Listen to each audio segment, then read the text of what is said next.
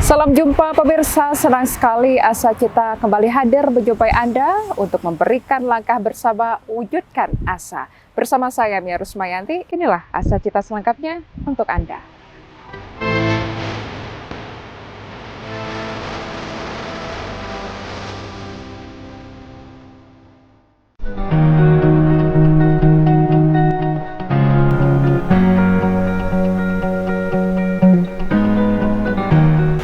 Nusa Tenggara Barat adalah salah satu daerah penyangga kebutuhan pangan berupa beras di tanah air. Potensi alam, keberhasilan produksi, dan kualitas sumber daya petani yang memadai merupakan modal yang kuat untuk mewujudkan kedaulatan pangan.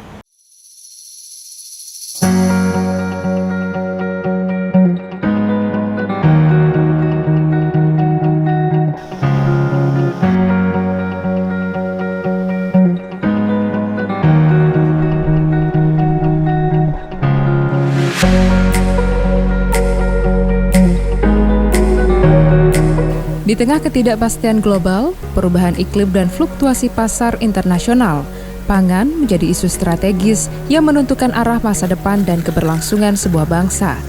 Salah satu pilar terpenting dalam ketahanan pangan Indonesia adalah padi, komoditas yang bukan hanya sumber utama karbohidrat masyarakat, tetapi juga simbol kemandirian petani dan harga diri bangsa. Dalam konteks inilah, konsep berdaulat pangan menjadi semakin relevan dan mendesak untuk diwujudkan.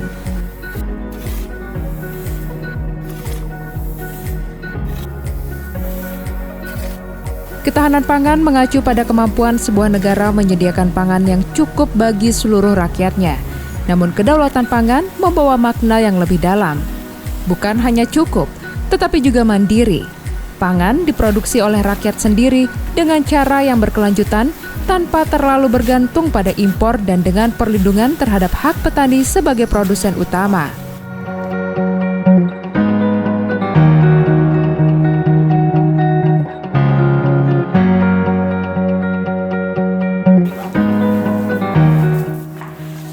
Dalam peta ketahanan pangan Indonesia, Nusa Tenggara Barat menempati posisi strategis sebagai lumbung pangan nasional. Posisi strategis, geografis, dan agronomis yang mendasari hal ini. Nusa Tenggara Barat memiliki jutaan hektar lahan potensial untuk pertanian, termasuk lahan sawah teknis dan tada hujan yang bisa dioptimalkan untuk produksi padi dan jagung. Kabupaten seperti Lombok Tengah, Lombok Timur, dan Bima dikenal sebagai sentra produksi pangan karena memiliki irigasi yang relatif baik dan kultur bertani yang kuat.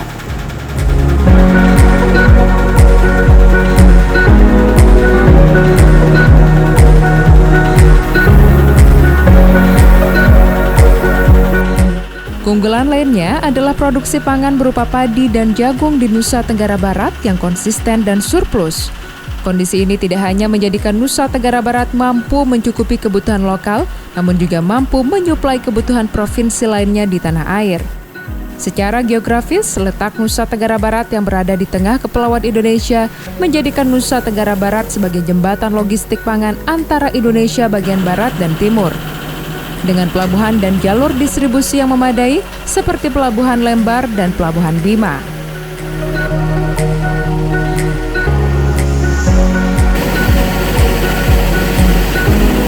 Perpaduan potensi alam, keberhasilan produksi, letak strategis, serta dukungan kebijakan dan integritas petani menjadi modal yang kuat dalam mewujudkan Nusa Tenggara Barat sebagai lumbung pangan nasional.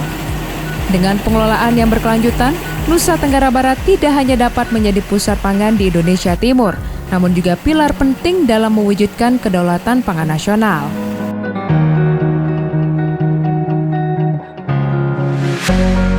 Sejak program Lumbung Pangan Nasional diluncurkan, Nusa Tenggara Barat menjadi salah satu wilayah prioritas. Pemerintah pusat melalui Kementerian Pertanian mendorong berbagai program seperti pengembangan lahan kering menjadi lahan produktif, bantuan benih dan pupuk bersubsidi, penguatan kelembagaan petani, dan distribusi pupuk. Kelompok ya, dibantu karena kalau petani ini kan masih kita membutuhkan biaya-biaya pemupukan, terus biaya-biaya obat-obatan, terus dari penggilingan juga kita butuh bantuan karena penggilingan padi ini sangat dibutuhkan untuk meningkatkan hasil daripada produksi. Jalan menuju kedaulatan pangan di Nusa Tenggara Barat tidak tanpa hambatan. Masalah klasik seperti alih fungsi lahan, fluktuasi harga pupuk, dan keterbatasan irigasi di wilayah tertentu masih menjadi tantangan. Dengan dukungan kebijakan yang konsisten, investasi infrastruktur pertanian, dan penguatan kapasitas petani, Nusa Tenggara Barat memiliki peluang nyata untuk menjadi motor penggerak ketahanan di tanah air. Di satu sisi memang pemenuhan rumah bagi warga harus kita capai, di satu sisi lahan pertanian kita tergerus. Oleh karena itu menjadi jalan keluarnya adalah bagaimana memproduksi hasil pertanian, melakukan terobosan-terobosan, barangkali ada riset-riset bagaimana dengan lahan yang sama kemudian menghasilkan produksi yang banyak, itu salah satu. Kemudian membuka lahan-lahan baru yang ini tentu menjadi akan menjadi kajian kita, akan menjadi perhatian kita di NTB ini khususnya. Mungkin nanti akan kita bahas di mana yang layak, yang patut, yang cocok dibuka lahan baru. Sebagai negara agraris, Indonesia seharusnya mampu berdiri di atas kaki sendiri dalam hal pangan. Namun realitasnya, masih banyak ditemui kendala dalam mewujudkan kedaulatan pangan di tanah air. Di balik sepiring nasi yang dikonsumsi masyarakat setiap hari, ada tangan-tangan petani yang bekerja sejak subuh, menyemai benih kehidupan di ladang dan sawah. Untuk menuju kedaulatan pangan, petani bukan sekedar penghasil bahan pangan. Mereka adalah aktor utama dan penjaga garda depan kemandirian bangsa. Mewujudkan kedaulatan pangan bukan hanya soal menanam lebih banyak, tetapi juga menghargai petani sebagai pemilik peran utama dalam sistem pangan. Petani atau penyangga tatanan negara Indonesia harus mendapat perlindungan dan pemberdayaan agar kedaulatan pangan tidak hanya angan-angan, namun cita-cita yang menjadi nyata.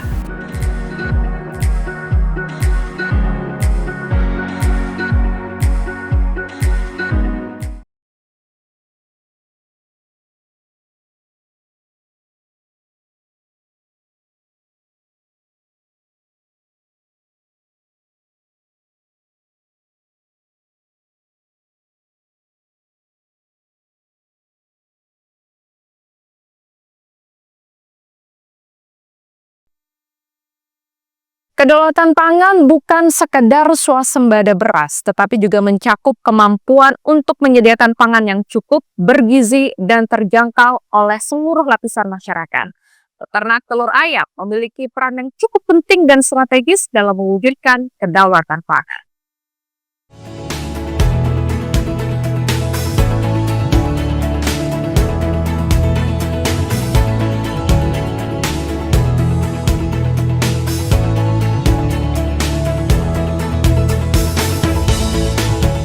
Di Desa Pemepek, Kecamatan Peringgarata, Kabupaten Lombok Tengah, sejak 2015 beroperasi peternakan telur yang mensuplai kebutuhan telur di Pulau Lombok hingga ke Pulau Sumbawa.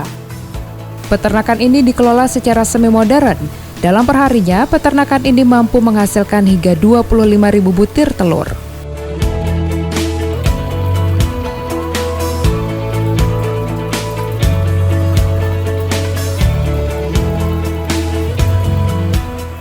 Telur ayam merupakan salah satu sumber protein hewani yang memiliki harga terjangkau, mudah didistribusikan dan dapat diterima oleh semua kalangan masyarakat. Memiliki kandungan gizi yang tinggi dan bisa membantu mengatasi persoalan stunting serta masalah kekurangan gizi di Nusa Tenggara Barat. Peternakan telur ayam baik skala kecil, menengah maupun besar memegang peranan penting dalam memastikan ketersediaan telur setiap hari di masyarakat. Para peternak telur harus berjuang menghadapi fluktuasi harga pakan, wabah penyakit unggas, dan ketidakstabilan pasar. Perlindungan dan pemberdayaan terhadap para peternak telur dapat mewujudkan kemandirian pangan nasional.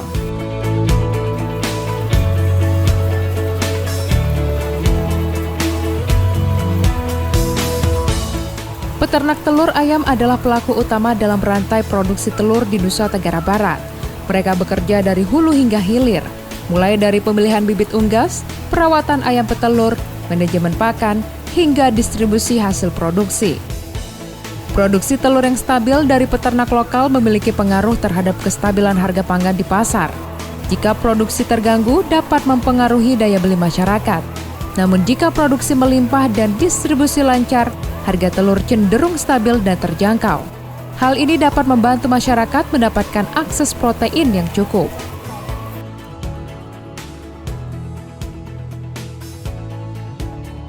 Untuk memperkuat peran peternak telur ayam dalam mewujudkan kedaulatan pangan, dibutuhkan dukungan nyata dari pemerintah dan masyarakat. Mulai dari subsidi pakan, akses pembiayaan mikro, pelatihan manajemen peternakan, hingga kebijakan perlindungan harga. Kolaborasi antara peternak, koperasi, dan pasar juga penting untuk menciptakan rantai pasok yang adil dan berkelanjutan.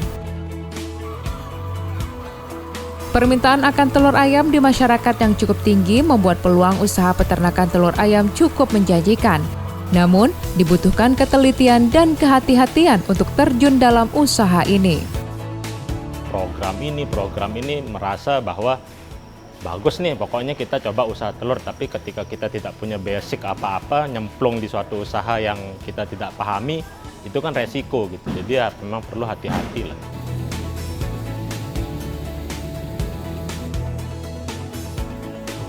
Para peternak telur di Nusa Tenggara Barat menaruh perhatian serius terhadap keamanan produk mereka dan menerapkan standar tertentu untuk menjamin produk telur yang dihasilkan dari peternakan mereka agar aman untuk dikonsumsi masyarakat. Kalau untuk itu kita pasti ada rutin datang untuk dokter hewannya ya. Jadi ada jadwal rutin sama kita selalu konsultasi ketika ada produksi yang tidak stabil. Jadi ketika biasanya ayam itu sehat dan tidaknya itu juga terlihat dari produksi, dan yang kedua itu dari konsumsinya. Ketika dia stabil berarti dia sehat. Ketika ada penurunan berarti ada masalah di ayam. Salah satu permasalahan yang menjadi perhatian para peternak telur ayam yang tergabung dalam Perhimpunan Peternak Unggas Rakyat atau lebih dikenal dengan Petarung adalah masuknya telur ayam dari luar Nusa Tenggara Barat yang membanjiri pasar di Nusa Tenggara Barat. Produk telur ini yang dari luar mungkin kita perketat aja gitu loh. Perketat dalam arti karena kan bagaimanapun juga barang telur ini kan tentunya kita tidak tahu nih membawa penyakit apa nantinya dari farm sana ke sini gitu loh. Karena di NTB ini masih beberapa jenis virus atau penyakit belum masuk di sini gitu loh. Jadi khawatirnya ketika kita terlalu masif memasukkan telur dari luar, itu akan mengganggu kesehatan ternak kita. Artinya akan menimbulkan strain-strain baru atau jenis-jenis baru di yang mengganggu penyakit-penyakit ayam itu. Seperti itu sih. Jadi mungkin akan lebih sebaiknya diperketat, dokumen-dokumen diperjelas gitu kan. Jadi jangan sampai aturan itu terlalu longgar seperti itu.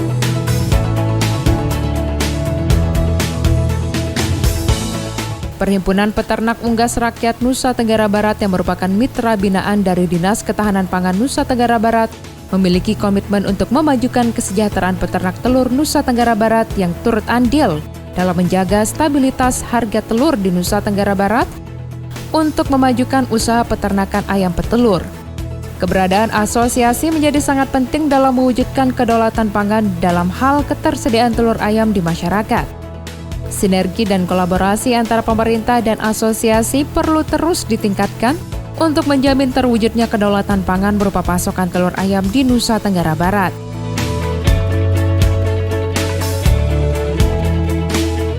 Jadi saya berharap pemerintah itu bisa berkolaborasi dengan kita asosiasi dan koperasi ayam petelur di NTB ini untuk mengetahui sih berapa kurang dan atau lebihnya jumlah suplai telur di NTB ini gitu.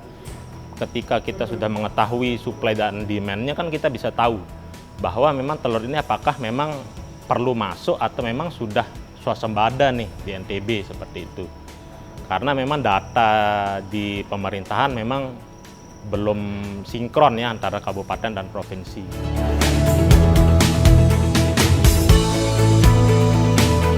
Peternak telur ayam adalah penjaga gizi bangsa.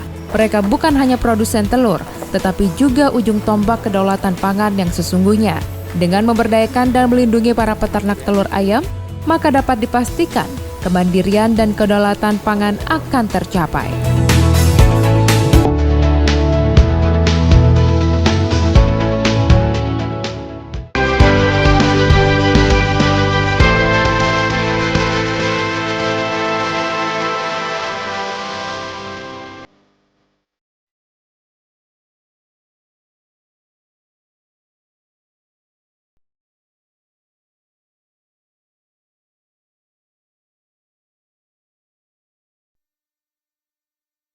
Pemerintah melalui Badan Perakitan dan Modernisasi Pertanian Kementerian Pertanian Republik Indonesia telah mengembangkan ayam kampung unggul BRMP yang memiliki produktivitas yang tinggi, tahan penyakit, dan adaptif terhadap lingkungan untuk mendukung kedaulatan pangan di Nusa Tenggara Barat.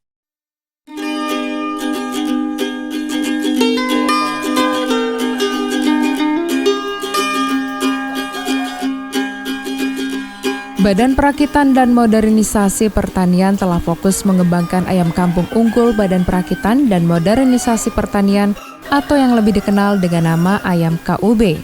Ayam KUB memiliki beberapa keunggulan seperti dapat bertelur hingga 160 butir sampai dengan 180 butir per tahun. Jauh lebih tinggi dibandingkan ayam kampung biasa. Selain itu, ayam ini memiliki daya tahan tubuh baik, cocok dipelihara secara semi-intensif maupun di pekarangan. Keunggulan lainnya adalah kemudahannya untuk dibudidayakan di tingkat rumah tangga dengan lahan terbatas dan modal minim. Ayam KUB bisa dijadikan sumber telur atau dalam waktu 3-4 bulan, ayam KUB dapat dipanen sebagai ayam potong. Telur dan dagingnya memiliki nilai tinggi. Budidaya ayam KUB bukan sekedar kegiatan ekonomi, tetapi langkah nyata menuju kedaulatan pangan dengan skala kecil, sedang, hingga skala besar. Makanya kita mulai, memulai sudah beberapa tahun terakhir, 2 tahun terakhir ini para peternak kita sudah mulai genjot terus. Ya, kebetulan kalau ayam kampung unggul itu selain untuk ini saja, selain untuk dagingnya itu juga ini ayam bisa untuk menghasilkan telur yang banyak. Ini satu periode dia bertelur bisa sampai 180 sampai 200 itu butir per ekor betina. Jadi juga bisa juga untuk memproduksi telur. Padahal ini kalau sudah ayam telurnya ayam kampung lebih mahal dari ayam negeri telurnya, ya.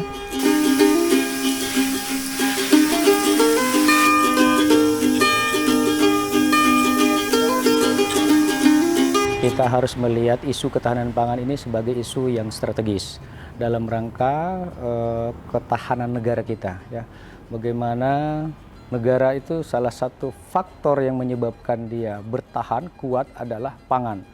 Ya. Tidak ada peperangan dimenangkan ketika suplai pangannya tidak cukup, Mas. Itu gambaran, sehingga ketahanan pangan menjadi keniscayaan untuk kita perjuangkan. Lebih-lebih negara kita Indonesia ini dianugerahi oleh Tuhan Yang Maha Kuasa, ya, tanah yang subur, iklim yang bagus. Jadi sebenarnya kita tinggal hanya tata kelolanya. Maka insya Allah ketika kita menata kelola negara kita di bidang pertanian khususnya, insya Allah ketahanan pangan ini akan dapat kita raih.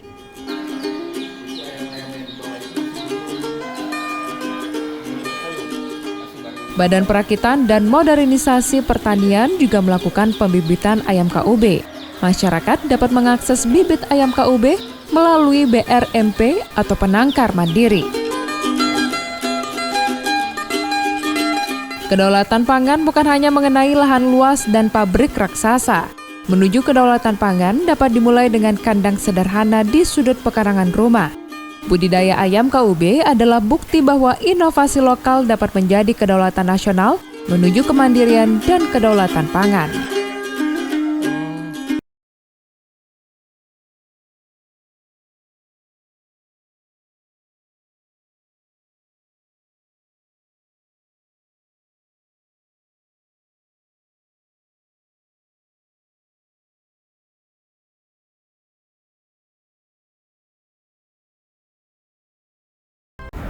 Siapa yang tak kenal cabai, raja dari segala raja. Tiap kali harganya melonjak, headline berbagai media langsung ramai. Pemerintah pun dengan sigap bergerak cepat.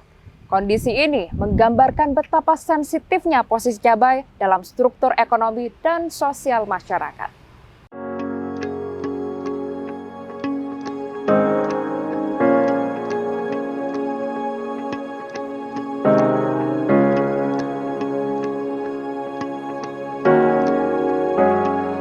Cabai sekilas tampak sederhana sebagai bumbu pelengkap di dapur masyarakat Indonesia.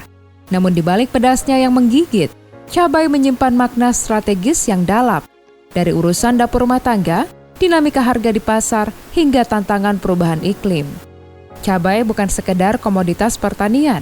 Ia adalah simbol tarik-menarik antara kedaulatan pangan, budaya kuliner, dan krisis iklim.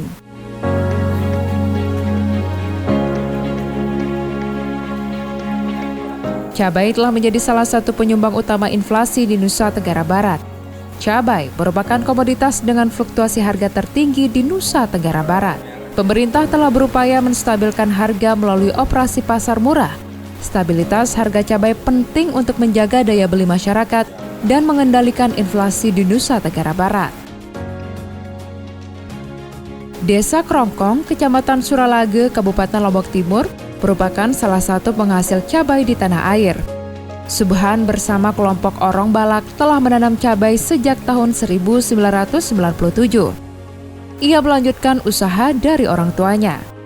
Cabai dari desanya ini tidak hanya didistribusikan di Nusa Tenggara Barat saja, namun dibawa hingga keluar pulau. Subhan memiliki dedikasi dalam mengembangkan pertanian cabai dan menjaga stabilitas harga komoditas cabai di daerahnya dengan memastikan ketersediaan cabai di masyarakat.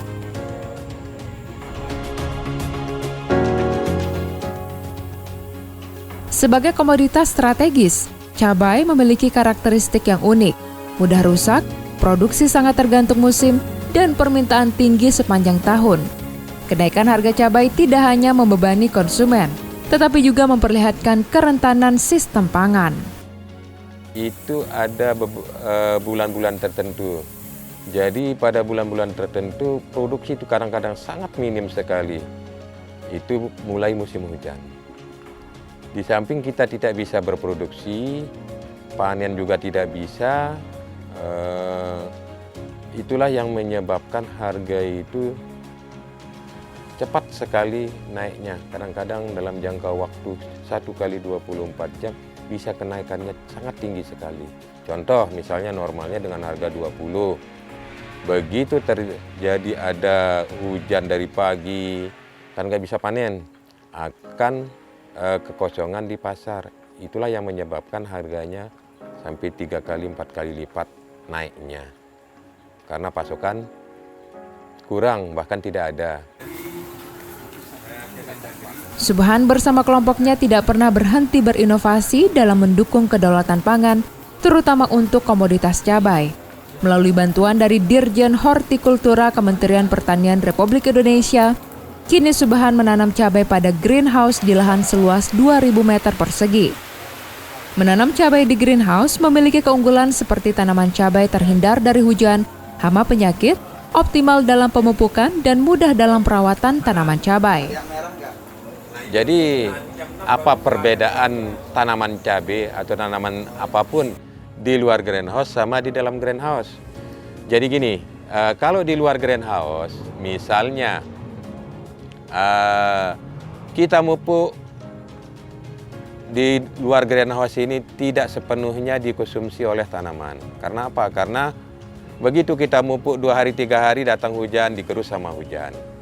Nah, kalau di dalam greenhouse ini 95% dikonsumsi sama tanaman karena tidak kena hujan, tidak digerus sama air hujan, aman dia di dalam greenhouse. Jadinya nutrisi yang kita lepas di tanaman ini 90% dikonsumsi sama tanaman. Kalau perbandingan hasil panen per 20 hari ini minimal kita dapat sekali panen 300 per 5 hari. Nah, kalau di luar, kita tidak berani menjamin dan bahkan tidak bisa panen karena cuaca ini. Contoh dengan cuaca sekarang ini, kita tidak bisa, bahkan 1 hektar pun tidak dapat 1 karung pun tidak dapat. Karena lebih banyak matinya, bahkan 90% mati. Karena cuaca. Kalau di dalam greenhouse 100% hidup, tidak ada yang satu pun yang mati.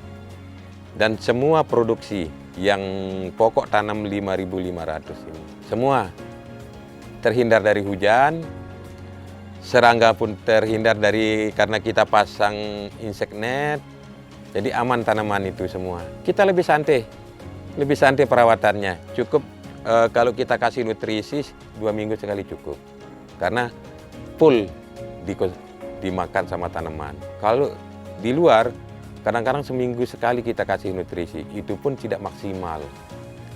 Bahkan terbuang itu bisa sampai 80%. Kalau hujan aja digerus, lari ke kali dia, ke sungai dia. Subhan terus berupaya melakukan edukasi kepada petani lainnya untuk memanfaatkan greenhouse dalam menanam cabai untuk hasil yang optimal.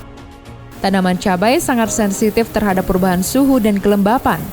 Jika terlalu lembab, tanaman rentan terserang jamur dan busuk buah.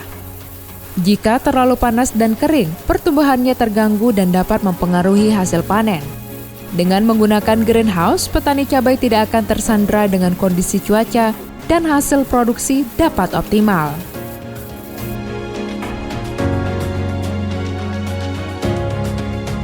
Saya berharap kepada semua masyarakat, karena ketahanan pangan, kedaulatan pangan ini menjadi satu hal yang krusial. Jika kita tidak bisa penuhi ini, maka masa depan negara kita akan terancam gitu kan. Bagaimana yang lebih baik yaitu bagaimana kita mandiri soal pangan ini, berhenti kita impor ya. Jadi saya berharap kepada masyarakat untuk mendukung penuh program pemerintah terkait dengan ketahanan pangan ini, dengan mungkin kolaborasi bersama PPL yang ada, kemudian rajin bertanya bagaimana teknologi pertanian, kemudian proaktif kepada pemerintah terkait dengan kendala-kendala barangkali. Karena alhamdulillah akhir-akhir ini terutama pemerintah Presiden Prabowo memberikan perhatian yang serius terhadap dunia pertanian, khususnya nelayan dan lain sebagainya terkait dengan ketahanan pangan ini. Mewujudkan kedaulatan cabai bukan hanya tentang menanam lebih banyak, melainkan membangun sistem pertanian yang modern, adil bagi petani, dan terjangkau oleh konsumen. Ketersediaan cabai dengan harga terjangkau di pasar dengan persediaan melimpah merupakan keharusan yang dapat dihasilkan dari kebijakan pangan yang berdaulat dan dari tangan petani yang diberdayakan. Menjaga cabai berarti turut menjaga identitas Indonesia yang tidak tergantikan. Rasa pedas yang menyatukan selera jutaan lidah dari Sabang sampai Merauke.